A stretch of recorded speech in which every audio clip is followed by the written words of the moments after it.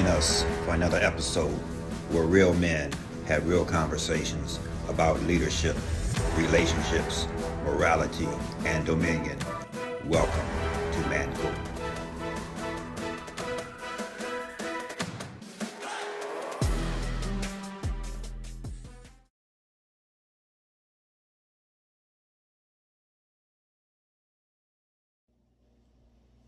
Hey, I'm Jonathan. I'd like to welcome you back to the Mancode conversation. A little bit.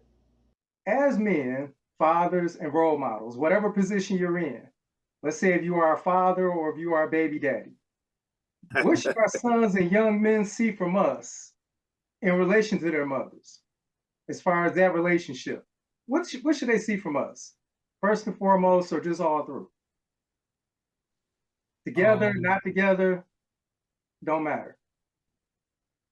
I guess like for me, like in the context of marriage, right? Because I am married. Like I think about how the Bible says, like, love your wife like Christ loved the church. Like I think that's the thing that my son should see. Like, you know, what am I willing to sacrifice to make sure that my wife she feels safe, she feels protected, she feels loved, you know, she feels all of these things. And also, like, how are you taking care of yourself so you're not sacrificing, I guess, like your own happiness and your own well-being? It's like you should be able to have that too while transferring that down to your family.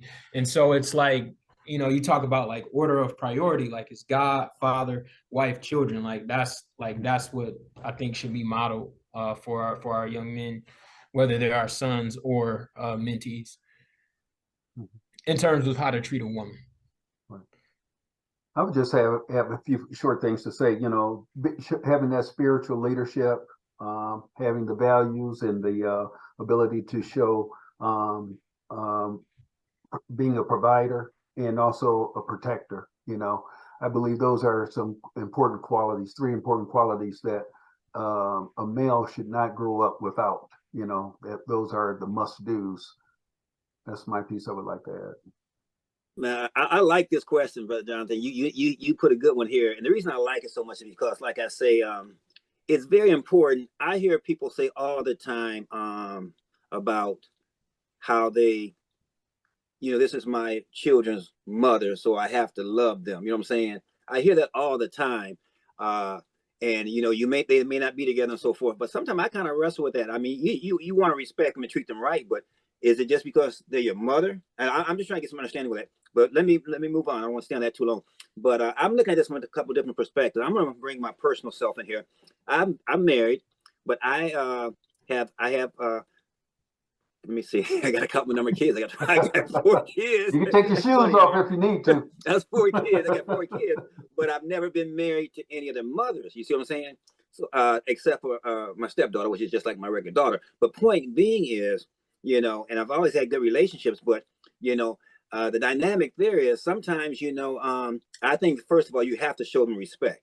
You know what I'm saying? Never do anything that's, you know, disrespectful. You want to have a mutual respect relationship where, you know, you guys respect one another. But it's a little bit different because sometimes when you're not married, you're not always there. There's so many variables that come into place. You can be married, you can be divorced. And I'm saying, for example, if you get divorced and so forth, let's say, for example, you should try to always have the relation with the mother where, you know, the kids would always see you guys amicable. You're not fighting, that type of thing. And then let's say, for example, if you've never married the mother, you know, sometimes things happen. In my particular case, you know, I mean, one of the relationships wasn't, you know, a real great, you know, it wasn't like we were that it was just things that happen type of relationship, you know what I'm saying? And so therefore the relationship was a little bit different, never disrespect or that type of thing. But you know, I'm sure the child may have felt a certain way because he probably could sense, hey, the relationship is not as close in my situation as maybe some of the others. So it's a very difficult balance. And you know, you know, we never had any what we call baby mama drama.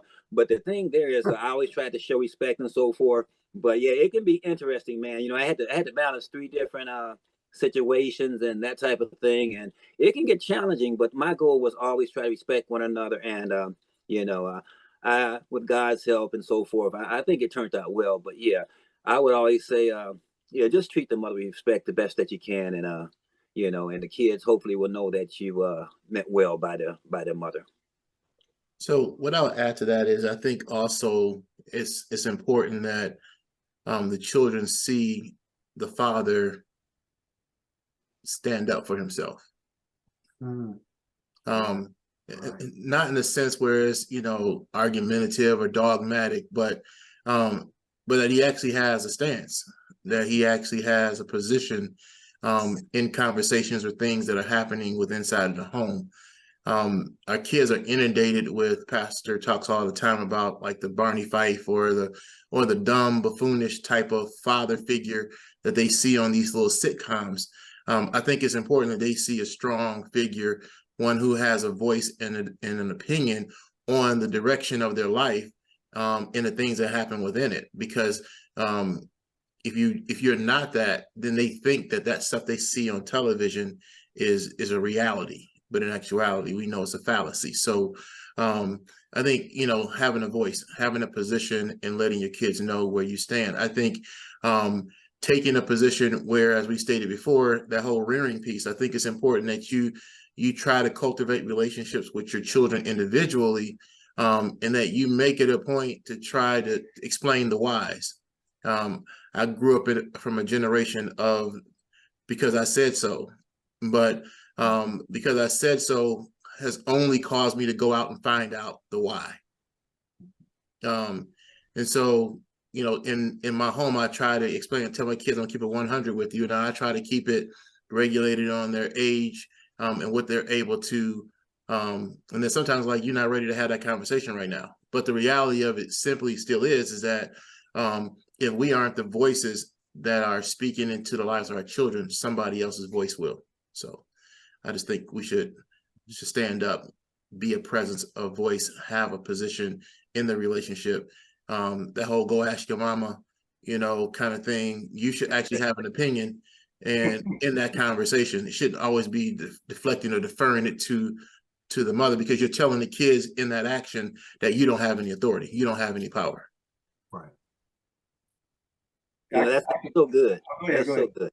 No, I'm sorry. That's so good, because like you say, and the woman will take that, and the children will look at you like you're weak and so forth, and they say, "Man, Dad, can you speak up for yourself?" And man, I'm feeling that, Danya. You nailing that one, man. So, but that's never been my story. I may have been, you know, probably too much the other way, because like I say, you know, I'm gonna discuss with the individual behind the scenes, not in front of the children. But hey, you know, at the end of the day, you know, unless I think it makes more sense than what I'm coming with, you know, we're going to have to, you know, I'm leaning more toward my direction in most cases, but I try to, you know, work with people in that direction. You know what I'm saying? We could do a whole conversation on Go Ask Your Mom, but we're going to leave that one alone. Go Ask Your Mama. That's a good title for one. I ain't going to say I'd be guilty of that myself, but I was more just let myself off the hook. But yeah, laziness. There we go. But when I think of this, there's so much that comes into my mind, but I have to first throw out respect and love. Whether y'all together, I'm gonna say this on 2 points. If you're not together, they should see respect from you. They should see you actually being cordial. Even if y'all not getting along, you should fake it till you make it. Because that's one thing, actions actually come before the heart sometimes.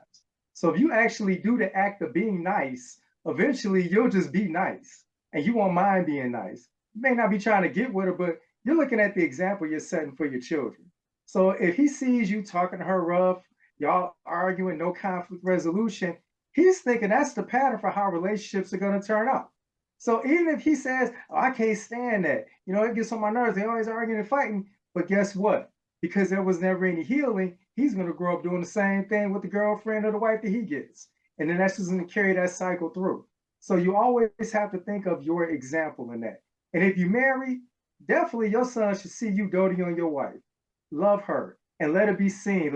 Give him a kiss. The kid's gonna say his girl's, I don't want to see that. Forget all that. You're showing him how to be a husband, how to love, how to nurture, how to guard that relationship, and how to guide it along. So that's just my little take on that. But yeah, y'all throw out some good ones here. But I'm gonna go a little bit different direction on this, because let's take dads out of the picture. Say dad's not around. How could a single mom raise her son to think like a king? Now, sometimes, you know, a lot of men say, yeah, a woman can't raise a man. That's true. But they can impart things in them. So What can she do to develop that kingly thinking, that leader, that man? I would like to try to start out on this one, if I could.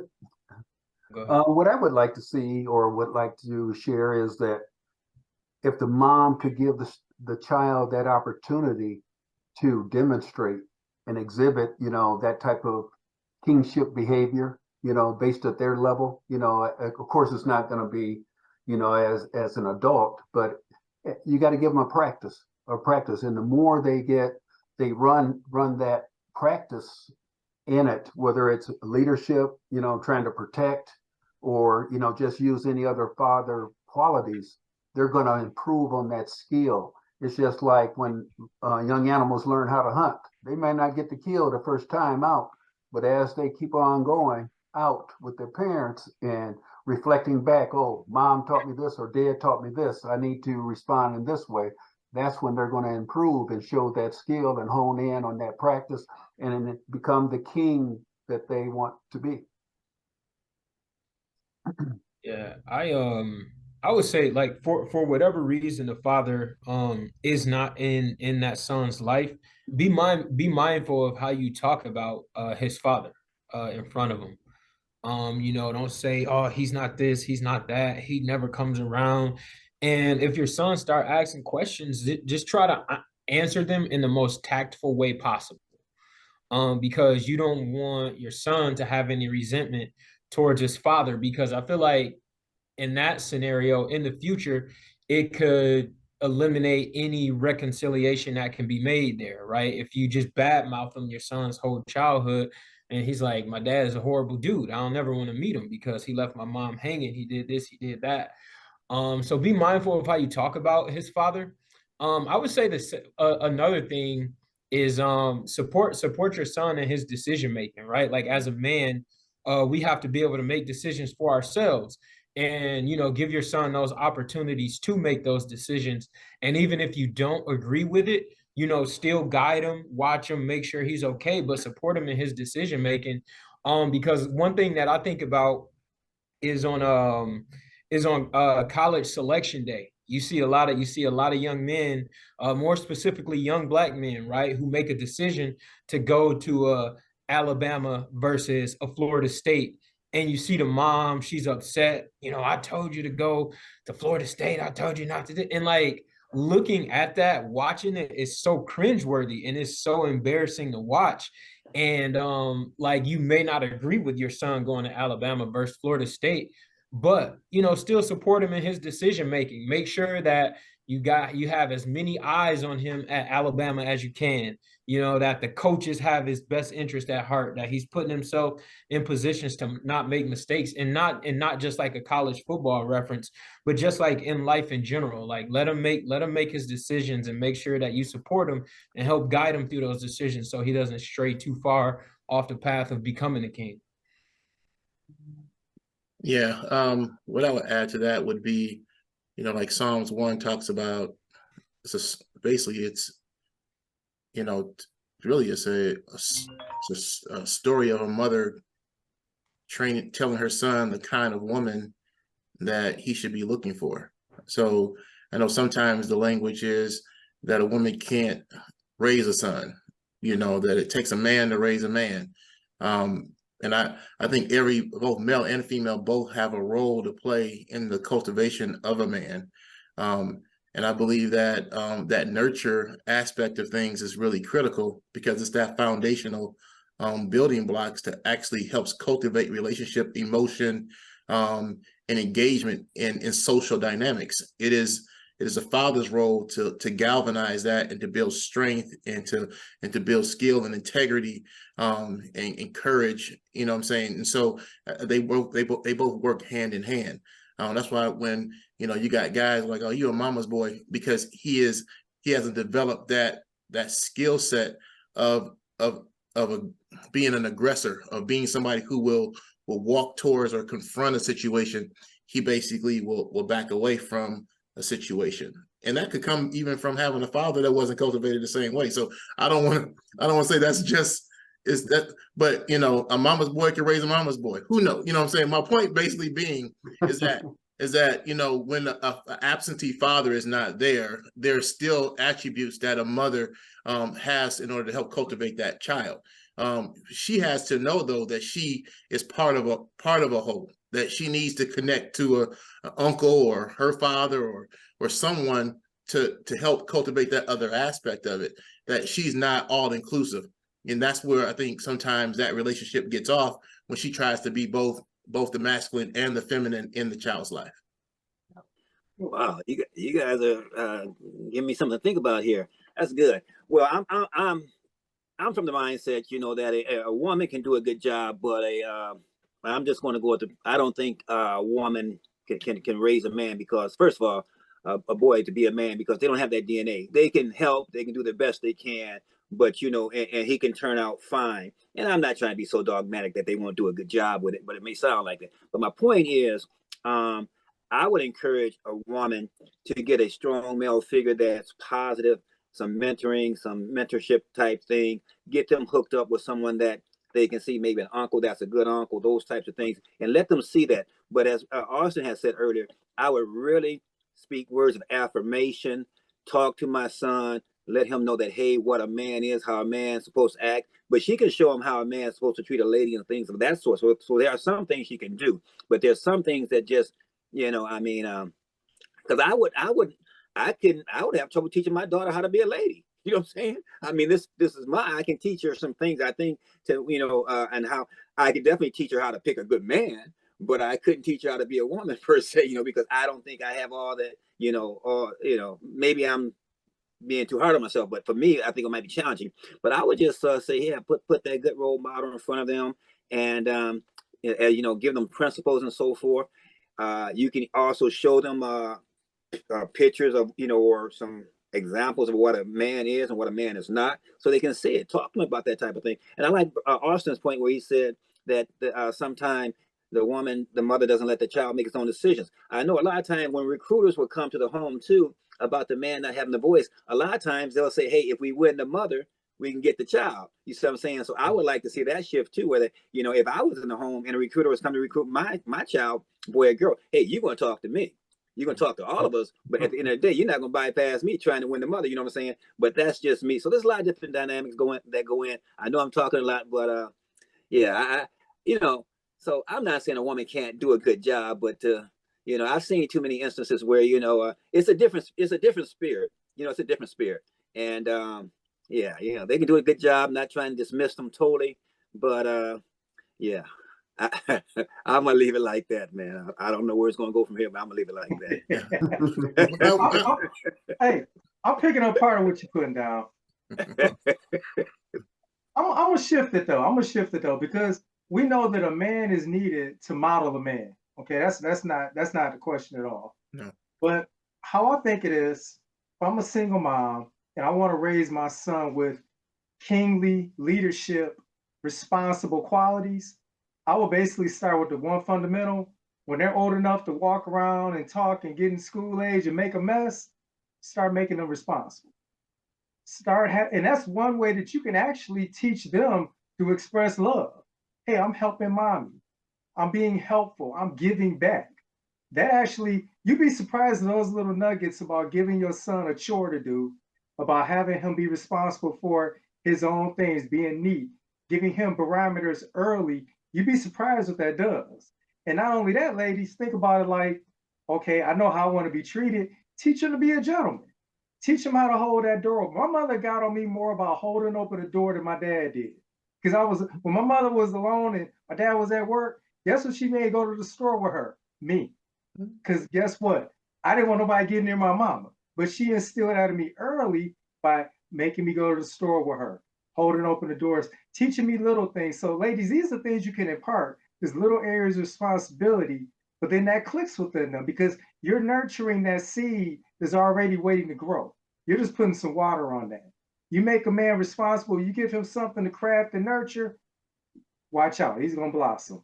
But definitely get a good role model and get God in the mix too. But So, go ahead. We ain't done with this yet. Right. So I feel like there's a balance even there, because oftentimes in a single parent home, where the mother is the one caring, she will give the son the title of "you're the man of the house." That's well. Not that. Well, Not I'm that. just saying he's given the title of man of the house, which also then can create a resentment between him and his father, because now you've stunted my. I was an adolescent. Now I'm being forced to grow up and do things that I shouldn't have been doing. That a father should have been doing. So, you know, and then he takes that persona on, and now he's protecting his mama. You know, or he feels he needs to go out and be a breadwinner because things are tight inside the home. And, you know, there's this whole other side of that, trying to, you know, foster that masculinity with inside of a single parent home. That's why I was saying that there's this balance that needs to happen there, that I think that an uncle or a grandfather or a male figure that is inside the home that's not trying to hit up on his mama is, you know what I'm saying, is there to instill in that child. It's just, you know, the reality of it is, it's just best to have both parents in the home. That's just at the end of the day, you know, we're trying to do triage, you know, in this particular situation, where we're trying to make a good situation out of something that's bad. The reality is that you need to have a male in the home, an active male in the home, engaged in the development of his child's life. Yeah, if I could add to that, I think I might be risky saying this, but like I feel like don't create a culture to where your son feels obligated to take care of you. Because like you decided to, you know, sleep with his father and bring him into this world.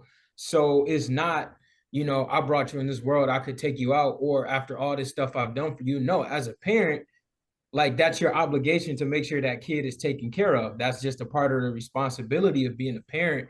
And so like this pressure of, like Danielle said, like you have to go and help me around the house, do this, do that. It's like as a mother, like even as a single father, but specifically like as a mother, like are you doing all you can to make sure that like you can have a good job, that you can provide for the house, right? And if you can honestly answer that question and say, I still need help, then, you know, I think it's okay. But like so many times, like, you know, when guys get drafted to the NFL, I keep using sports references, but like NFL, NBA, you know, it's like, you know, what are you going to do with your first big contract? I'm going to buy my mom a big house, you know? And so, and like, I think that's awesome. And it's a blessing to be in that position.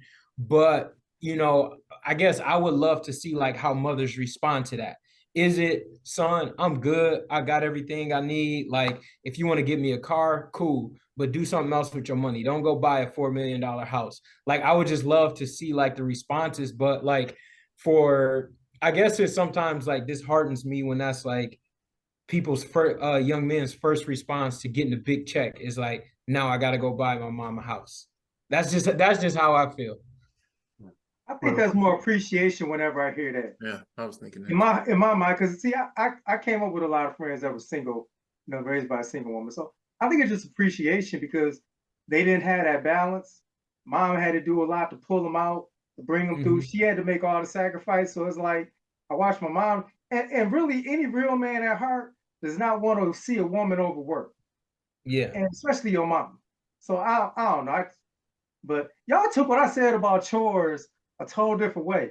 I ain't trying to have no 10-year-old cat out on the block trying to grind, making money so they keep the lights on at the crib. No, I was just basically saying, give them respect. Because see, I have both parents at home coming up, but my mom gave me stuff to do, and my mom took me to the store with her. She made me, but again, you're nurturing manly qualities in that boy. That's all I'm getting at. And that's why I said balance. I'm not saying that, you know, it totally goes off rail. I'm just saying I've just seen the other side of it, where it's easy to get to. Yeah, I can't speak to any other culture except for African American culture, especially growing up in the inner city. That typically is the path that goes to. That, you know, if you talk to any of the males that are out there, you know, who are younger, they're out there because it's tough at home and they're trying to bring money groceries or for keep the lights on or just to make it easy, for the mother. And sometimes not even because the mother's even asked, the fact that they just perceived that there is a need and they can do something to try to help that situation. Yeah. If I could add one more piece to that also. What I've been hearing, balance. I totally agree with the balance. But the shift that I want to throw in there is this, where the mom not having the experience or the know-how, having, as Pastor Crawford said, the DNA to raise a son. So now the qualities of the DNA that she knows are shifted upon the son, and now the son is taking on a new role, and that's that DNA of the mom. I've been seeing it's a lot of that flourishing in the schools. I'll just put it out there. You see these single families, and a lot of these, the DNA doesn't match up. I'll just say it that way. So it definitely needs to be a balance. Mothers, if you're listening, make sure that there is a balance. It's not fair for that child, especially being a male. He needs to have the male nurturing and the male qualities to live on into that role. Are you talking about effeminate men? Is that what you're talking about? Effeminate That's exactly. You called it right out there. You hit it right there. That might be. Yeah. Okay. That might be another show. Let me throw this in there real quick too about the woman, the mother raising a child. I played football in high school. Now this is just one example, but we used to do what we called two-a-days back in the day. It was hot, and I played with Elder Fan. He can tell you. But I played with this one guy, and he was a captain of the team, and he would tell me, he said, hey man, my mom said I didn't have to go to practice today. Because hey baby, you don't have to go and stuff like that. Whereas a man, you get your butt out there and go to practice. You know what I'm saying? You know what I'm saying? Stuff like that. That's what he need to have that man's voice, you know what I'm saying? Because I've seen it happen so many times, oh, you pushing too hard, you doing this. Now, you don't want to be abusive over the top, of course. But in a lot of cases, women just don't understand that, hey, man, you got, like you said, you got to grind. There's things that you got to do. You got to push. And there are some women mothers that do push, so don't get me wrong. But I've seen it too many times where mothers a lot of times will coddle those boys. You got a 35-year-old man staying at home. You know what I'm saying? Let's get on that.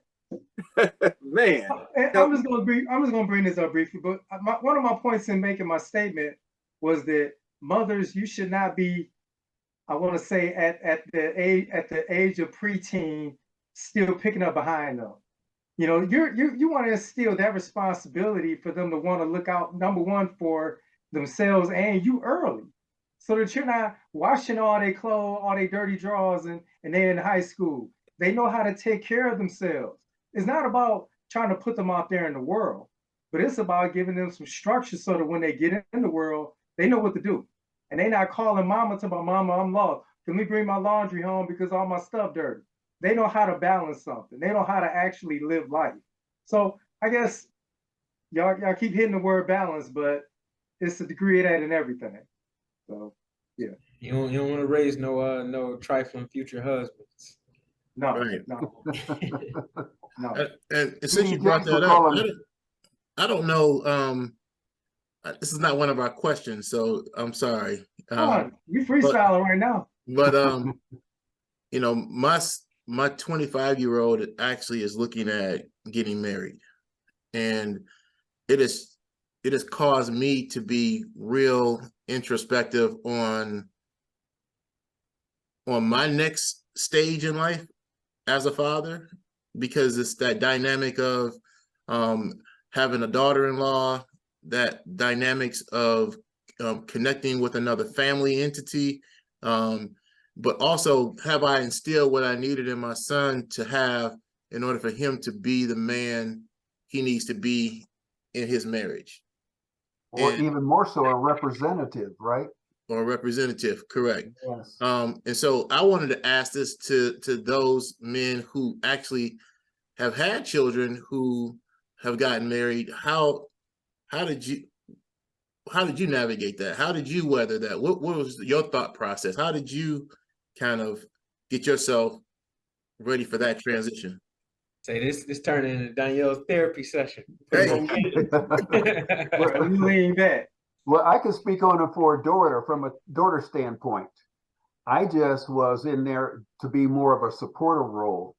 And I, didn't have enough, I didn't have that DNA. So I kind of like put it, since it was my daughter, more in her mom's lap to provide that. I was more providing the support, letting her know that the support's there. If anything should happen, you still have a home to come to, or, I was just leaving it open for her to, she's just not thrown out there just because she's married. That doesn't mean she doesn't have a mom or a dad that she can return to if need be, or for whatever reason, even support in any other area. We're still there forever. We're one of those, I always said, we're forever parents. We just don't do you until you get married. We do you for a lifetime. Well, in your case, but Daniel, I would say I think you could be pretty safe as far as your son's concerned, because you've laid that great foundation. So he knows what it takes from that respect to be a man. You know what I'm saying? And you always will have access to his ear.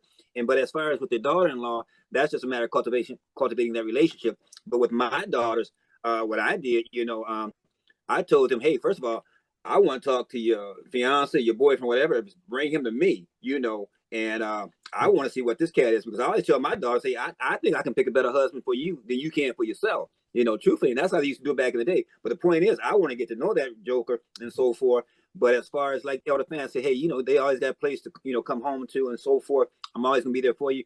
But a lot of times, unfortunately, with girls, they get caught up in love and they get blinded, and they don't see the substance and so forth sometimes. But you know how it is. But so what you want to make them see, if you can present that good picture for them, and let them know, hey, hopefully I was a good role model for them, so they can see what a man should be, and I hope they would lay some of that on them, as far as when they're picking and choosing. But sometimes, unfortunately, they don't always do that. But the point being, I think you're gonna be good. But I would just try to get to know that daughter-in-law, and because I got a great daughter-in-law with one of my kids, my son's wife. Awesome, man, and we got a great relationship. So but yeah, it's interesting, and I get along with the family pretty well. But sometimes it can be challenging too. But I haven't had that story, But yeah. Yeah, I know I'm not a father-in-law, but I guess if I could add, I guess my wisdom from a son's perspective, just based on what I learned, I think one of them, man, is like being mindful of imposing your will on what you think your son and his wife should do. Because the reality is, like, their marriage is going to be different than your marriage was, because they're two completely different people. Like, I give you a prime example. So my wife and I, we love riding bikes, and we were going to the beach in Holland. We strapped our bikes on the back of the car, parked far away, and biked to the beach, right? And I remember my mom saying, like, y'all so cheap if y'all don't just pay the park fee to go park. And so it's like, that's important for my mom and my dad, right? For them to just have the convenience. But the way we move and shake in our marriage is like, we enjoy physical activity. So we're going to park far away and bike to the beach. And so it was like, that's what I mean about like being mindful of, like, I guess, imposing how you would do things on it. And then also, like, if your son comes to have a conversation with you about marriage, respond from an unbiased point of view. Don't respond from the standpoint of, this my son, I'm going to defend my son and make sure that my son is right. If you got to call your son out on something doing wrong, it's like, hey, bro, like, nah, like, you a husband, like, it don't work like that. This, like, you're gonna have to switch that up. So I would say, like, those are my pieces of advice from a son's perspective that I learned over the course of time. Yeah, he would probably get that coddling from his mom. He wouldn't get that from me. I'm really more of a protector of a man's daughter than I am of of my son. Just from the simple fact that I know, as Pastor Malcolm said, I know what my expectations were of him. He knows what my expectations were of him. And it's about the next transitionary move. And to your point, Austin, I try not to impose. I try to come from an objective point of view. I try to give him wisdom and let him choose how he wants to apply that wisdom to his life. I've always tried to be a guardrail I use that as an example. When you're on a highway, the guardrail is on the right and the left. I consider that to be your mother and father. The role of the guardrail is to keep you from going into the ditch to the right and left, but keep you on the path that you're trying to go on. Now you could tear up your life trying to hit one of them guardrails, but it'll save your life because it won't let you go off into the ditch. So, and I call those the challenges that you have sometimes when you run up against your mother and your father when you try to go down that path. But my point basically being in all of this is that I'm just saying I've just been real contemplative. Just been like, okay, what should I say? What shouldn't I say? Kind of those things. I'm overthinking. My wife is like, we were sitting at dinner and she was like, "You're real quiet." I was like, "I'm just soaking all this in." I have a relationship with my future daughter-in-law, just like I have one with my son. And I'm just kind of like sitting back and seeing how all this is really just going to play out. I'm really more concerned about I'm about legacy. I'm about what the handoff is going to look like, where they're going to take, that Lewis name to to what level and what place. So there's this level of excitement, level of joy. But at the end of the day, in this conversation right here, when you mentioned that, Austin, earlier, I was like, oh, maybe this is a good segue because this is something probably we won't ever talk about. But about the transition of a father, to a son as he starts his next leg into life. I want to tell a brief story real quick. We have time. Long story short, my one of my sons, he likes to ride motorcycles, and he had a little situation where he kind of dropped the bike for a minute, and it was hard for me not to because his mom, his wife, they all want him to start riding the bike, and I could have said but no. So it was sometimes you have to back off and let him make his own decisions. You know what I'm saying? So yeah, sometimes you want to intervene as a dad and so forth, but hey, man, the guy's grown, and he's got to make those decisions. But let's say if he dropped it again, now then I might want to come in, and have a conversation. But the point is, yeah, so you just have to know when to talk and when to hold your peace, I guess. It's a ballet, I think. You got to just know when to dip in, when to dip back. So it's just, yeah. I appreciate the segue, by the way. That was real interesting. I'm learning some stuff myself, so yeah. But before we close out, I just want to kind of hit on this because we never really got to talking about a priest. And when you think of a priest in the Bible, a priest covered, a priest prayed over the people, and a priest spoke what God said to the people.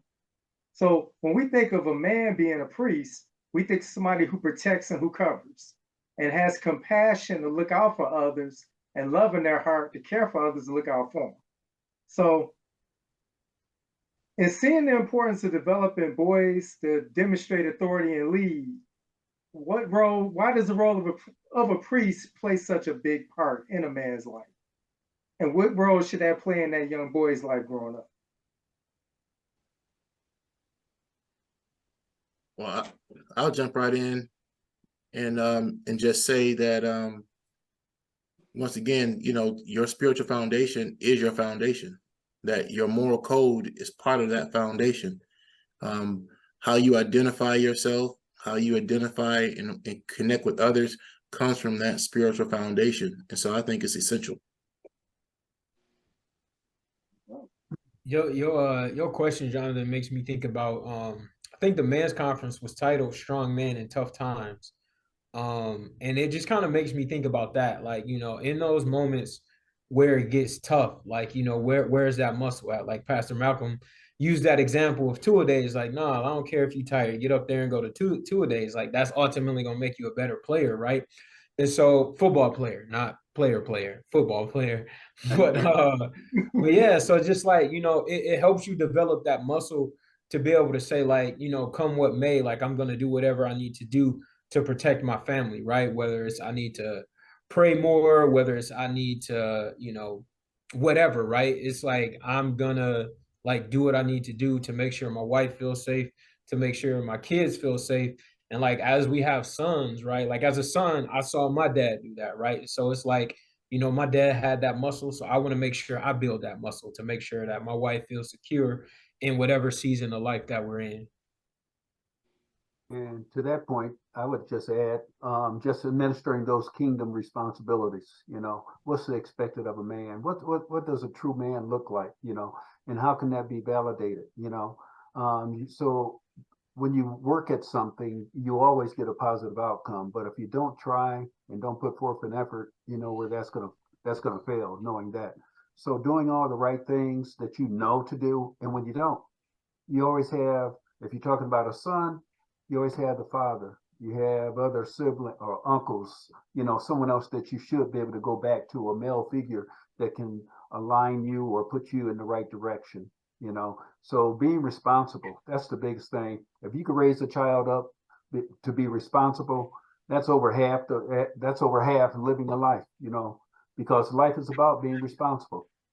Every corner you turn is a responsibility that you have to live up to. So if you can live up to those responsibilities, those qualities of a positive responsibility, you'll be all right. Man, this is great, man. I love the concept of the man being the priest and that spiritual leader. I think that's so awesome. I really wish I would have had that you know, had that more early in my life, where I was really walking that authority and dominion and understanding what I mean to be the priest of home. And when your children, your siblings, your wife, your spouse, and they can know that you can go to God on their behalf. There's nothing like that. I mean, you can be Arnold Schwarzenegger and buffed and all that, but that's not going to do anything when that enemy is attacking you, man. You got to know how to go before God, and then you got to teach your children to pray. And the Bible says fathers are primarily responsible for teaching their children that type of the spiritual aspect and so forth. That's what we as men need to do, and that's the problem. Like I say, I'm so glad I got a spiritual wife that can go before God. But it's nice that when men can go there, because like I say, I took a trip one time to with a particular church, and they had a female pastor, and I'm all for female pastors, but I just found myself, she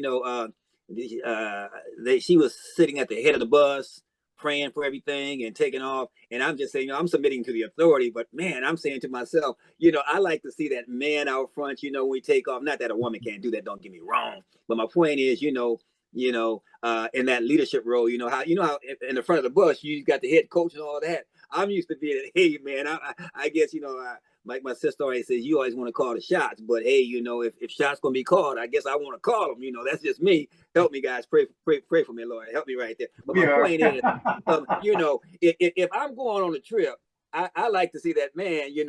I like to see that headship from a man standpoint. Not that a woman can't do it, because we know you can go to God. Don't get me wrong, but it's like that. A lot of times you see those characters in the movies with the big woman and the little man running behind them.